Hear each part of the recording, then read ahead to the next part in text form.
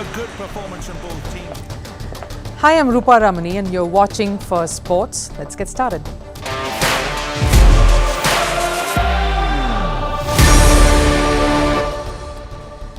Now, can the absence of superstars in sporting outfits impact the teams or the intensity of the face-offs? For example, James Anderson is back to spearhead the England cricket team's bowling attack in the second test against India, instantly making that attack look so much more threatening. But can an under-fire Indian skipper who's shutting out all the wagging tongues give it back to level the scores? Contrastingly, how much will the absence of Cristiano Ronaldo in that last dance pitted against Messi affect the intensity of that clash? Well, this one is pretty much a no-brainer. But what can we expect from the face-off in Riyadh? And speaking of face-offs, Manchester United is seeing a lot of it. But it's mostly between the manager and his players. This time it is Rashford who's facing all the ire from Erik Ten Hag. All of this lined up in the show today, but first, a look at the headlines from Sports 360. We'll start with football. In the AFC Asian Cup, Iran survived a scare from underdog Syria. The match moved into penalties after a 1-1 draw at the end of extra time. Syria were then knocked out after losing to Iran 3-5 on penalties. With that, Iran have secured their quarter-final spot where four-time champions Japan awaits them. Over in the English Premier League, Liverpool thumped Chelsea 4-1 and remain at the top of the points table with 51 points. Giving them competition are Manchester City, who beat Burnley 3-1. City are second in the points table with 46 points. While it was heartbreak for Chelsea, their London rivals Tottenham Hotspur had a field day. Spurs scored thrice to beat Brentford 3-2, and with this win, they jumped to fourth position.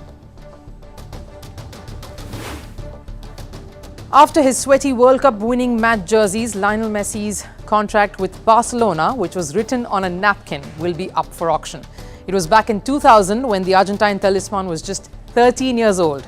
According to British auction house Morhams, the historic napkin is expected to fetch at least over $380,000. The contract was signed between Barca's then sporting director, Messi's father, and his agent. Over to news from Paris Olympics. Crowd estimates for the opening ceremony have dropped down to 300,000 spectators. This is around half as many as what was previously expected. The French government announced that it had cut the crowd size owing to security threats. The opening ceremony is on the 26th of July and will have a 6-kilometer-long parade along the River Seine.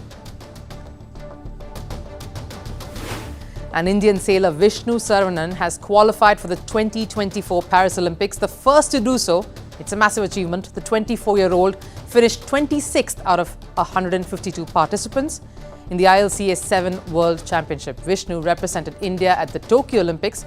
Most recently, he won bronze at last year's Asian Games. Now, the Indian cricket team captain is facing the heat. It's not something new for any Indian captain. It's a crown of thorns, and whoever wears it knows that the criticisms are just as much in measure as the love and praises that they get. India managed to lose the first test match. The reason's pretty plain and simple. The Indian batting has been dismal. They have failed to negotiate the very conditions that is almost second skin to them. And England played with a lot of heart. The young spinners in particular managed to create a lot of inroads and did not lose their hope despite having setbacks through the 4 days. The resilience was commendable. Nevertheless, the Indian team arrived in the southern city of Visakhapatnam in great spirits. Rohit Sharma has been a man under pressure for many years now, and he knows that it's going to be another rough ride for him and his squad. India is in a position that they never wanted to find themselves in, done in by their own conditions. And experts and former cricketers have been quick to jump in on the let's point the finger and start the blame game. The most harsh remarks have come from none other than former England captain Michael Vaughan. I thought Rohit Sharma's captaincy was very average. I thought he was so reactive. I don't think he maneuvered his field or was proactive with his bowling changes. And he didn't have any answer to Ollie Pope's sweeps or reverse sweeps. Now, let's face it, Ollie Pope played a blinder of a knock. It completely infused life into the contest, into the English spine, and in more ways than one deflated the Indian attack. There was no countermeasures, and Once Pope settled in, there were no turning back from that point on. It was a mature knock and we can't take that away from him. Despite India probably missing some creative out-of-the-box thinking. But Vaughan doesn't stop there. They missed Virat Kohli's captaincy massively in Test cricket. Under Virat's captaincy that week, India wouldn't have lost the game. Rohit is a legend and a great player, but I felt he just switched off completely. Now, Michael Vaughan probably did not remember that India won a crucial series against Australia in Australia with Ajinkya Rahane helming the affairs for India alongside Virat Kohli. It wasn't just Virat's captaincy alone that won them a historic series there. So even though it is safe to say India missed the services of a Virat Kohli as long as the batting is concerned, maybe Rohit Sharma is more than capable of leading an Indian test outfit. Rohit has been through a lot of turmoil, yes, in the last few months, whether it is in the ODI format, with the disheartening loss at the World Cup final, whether it's in the shortest format. He just lost his captaincy of the Mumbai Indians franchise, which is a part of the Indian Premier League, to Hardik Pandya. And of course, in tests, he now faces a rejuvenated England side. But knowing him, this would not faze him. He is keeping his head in the right space to counter anything that comes along. In fact, at the pre-match press conference today, a teammate of his, KS Bharat, said that the team was looking in good spirits, they were looking confident and were in a positive space heading into that second test. So nothing should really bother Rohit Sharma, including Jeffrey Boycott calling him someone who's past his prime. He says Indian captain makes pretty cameos but is inept when it comes to test cricket. He points out that Rohit's test record is not that great, that he's only managed to score 200s in the last 4 years at home. Now, it was not Rohit alone who flattered to deceive. Shreyas Iyer, Shubman Gill, as well as KL Rahul did not really make the big knocks that could have countered an old Ollie Pope magnificence. Coming to the second encounter that is starting this Friday, both teams are going in with some changes. We'll look at India first. It's highly likely that Rajat Patidar or Sarfaraz Khan, whom we've been talking about, will get a go-ahead in place of the injured KL Rahul in the 11. And most probably, Washington Sundar could be given a place instead of the injured Ravindra Jadeja. Now, if we look at some of his test credentials, he's played only a few test matches, but I really distinctly remember some of those coming at stark contrast. He, in fact, had a very good run against Australia in particular in that series that India ended up winning. And of course, this could spice things up for the Indian team. New faces with new vigour could bring in a fresh intensity to this battle.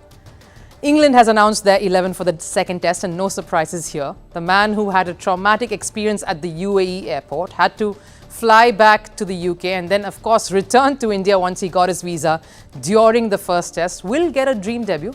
Shoaib Bashir has come in place of Jack Leach. Leach hurt himself during the first test and that has given another youngster a look in. And how's this for more excitement and pressure? But for the Indian batters, James Anderson comes back into the 11 in place of Mark Wood. That is sure to just amp up any attack in the world. And from all reports going around, word is that the Indian team will continue. India will, of course, continue to back their plan, which is spin it to win it. That is what they have always done at home. It's something that has worked for them in the past, and they feel there is no reason it wouldn't, despite the blip in the first test. So expect another heady contest. This time around as well, there will be more fire and more energy because there's a lot at stake here. The hosts need to get back their edge of being a tough team to beat at home, and England need to prove their one stroke in Hyderabad was not a one-off wonder. Now, Cristiano Ronaldo versus Lionel Messi, a rivalry for the ages. It's a rivalry that's gone on for over 2 decades, and why not? They are two exceptional players who continue to compete at the highest level.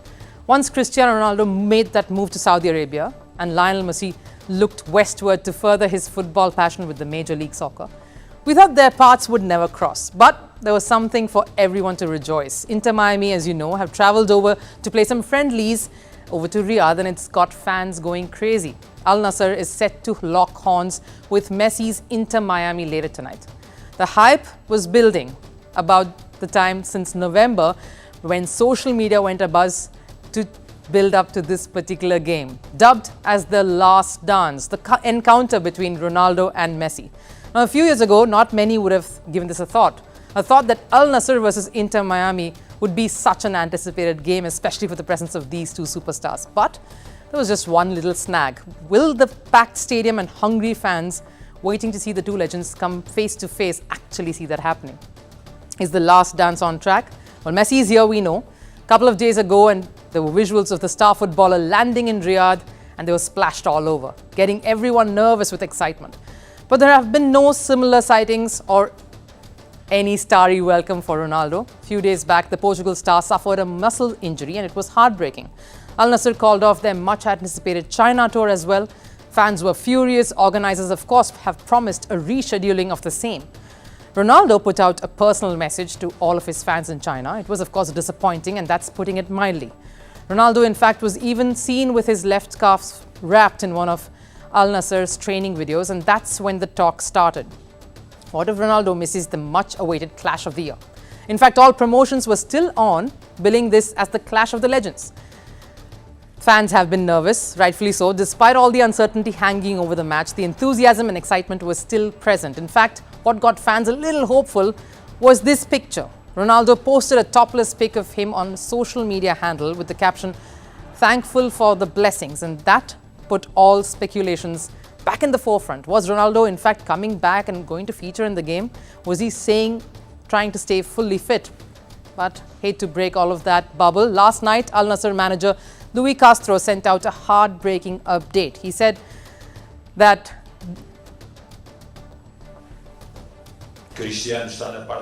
Cristiano is in the final stage of his recuperation before joining the team. We expect that in the next few days, he will start working with the team. So obviously, it will mean he is absent for the game.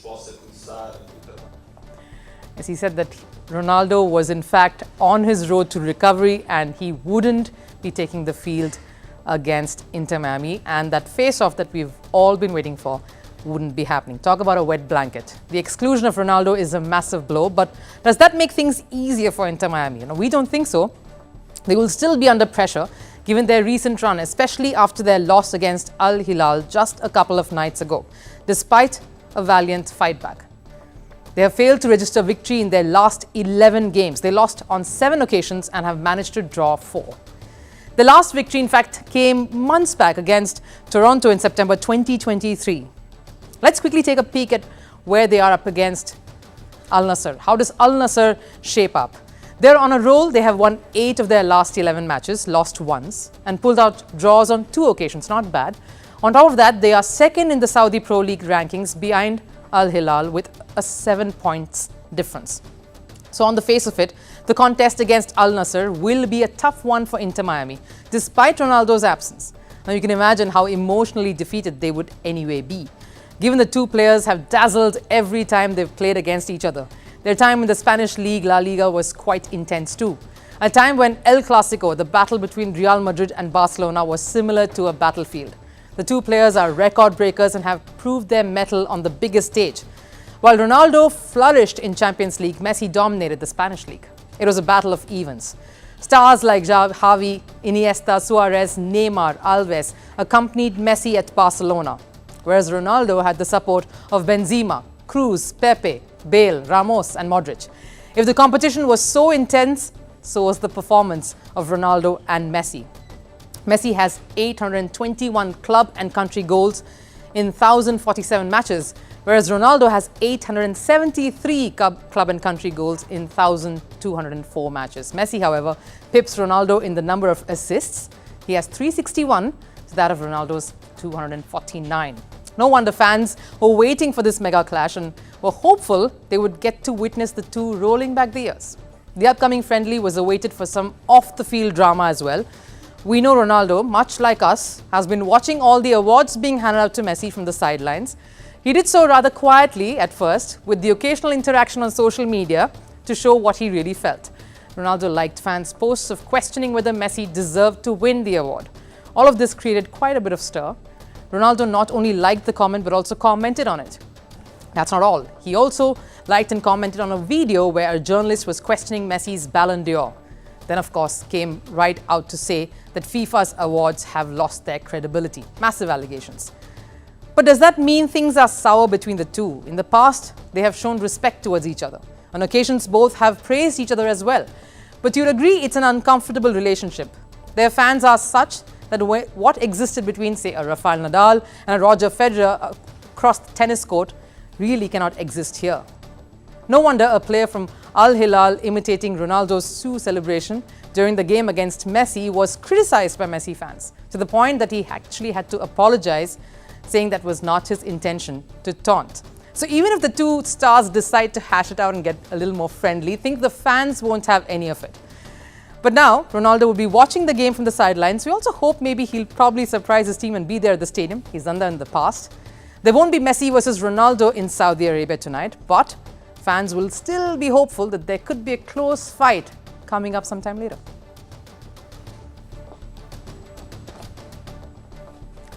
Manchester United's manager Erik Ten Hag, the strict disciplinarian as we know, is in the news again.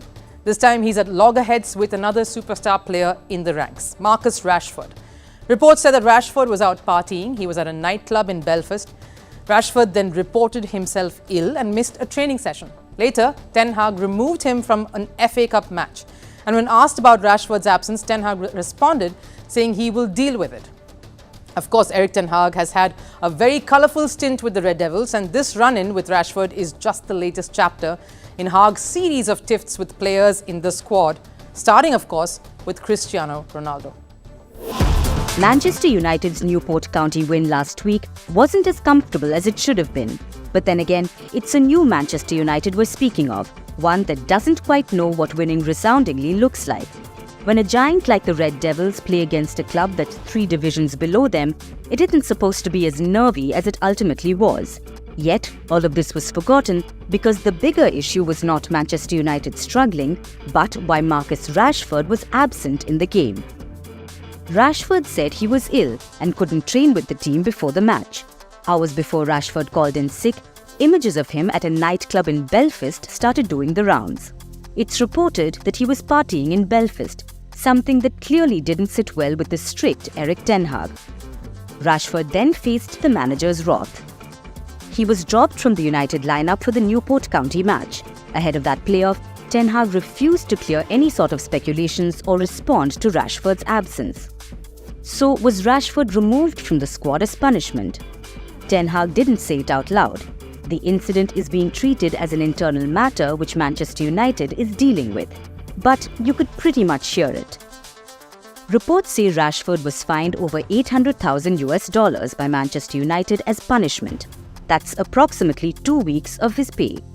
A waitress named Sarah Adair, who partied with him, said Rashford was so drunk he needed help getting out of the pub and into his bed. Manchester United said that Rashford has taken accountability for his actions. He's available for United's trip to Wolverhampton. For now, though, the incident seems to be shut. It's not been a very pleasant ride for the manager Ten Hag. When he joined in 2022, he said the club lacked a good culture. No surprises that Ten Hag has had enough of run-ins at Old Trafford already. Like with Jadon Sancho, who was exiled from the squad. Hag had earlier claimed that Sancho was not at his peak form. Sancho had vehemently disagreed, saying he was being made the scapegoat. That row ended in a bitter note with the two separating. In fact, earlier this month, Jadon Sancho returned to Borussia Dortmund on loan. Ironically, it's the same team Manchester United had signed him from for a fee of about $100 million in one of the highest transfer fees in the history of the Premier League. How can we forget the whole saga involving Cristiano Ronaldo and Ten Hag? United terminated his contract just before Portugal's World Cup campaign in 2022. Ronaldo had given an explosive interview to Piers Morgan thereafter, where he openly criticized Ten Hag. He said he didn't respect Erik Ten Hag and his methods. During a match against the Tottenham Hotspurs in 2022, Ronaldo, who was called in as a substitute, refused to take the field when he was called on in the 89th minute. Since that episode, he was dropped from the squad. So conflicts and Ten Hag are clearly companions. He doesn't like his authority undermined, and for that he goes to any extent. Coming back to the recent episode, When asked about the differing treatment of Sancho and Rashford, Ten Hag said, "First of all, the players at this level need to manage themselves. That's what you can demand from the player. We can sort out everything internally." Jadon chose to go public. Rashford has been in sticky situations in the past too, so this blow-up was waiting to happen. He has repeatedly broken the rules that Ten Hag likes to maintain. If such firms continue to exist in the dressing room, the question is, who will break first, the players or the manager? Now, before we wrap up the show, it's time for Last Serve. The focus is on 2024 AFCON. If you remember, Ivory Coast had fired their manager right after they lost one of the matches, but then ended up making it to the knockouts as well. But of course, the fans are still celebrating because they've had a wonderful victory, upsetting Senegal. Look at them celebrate.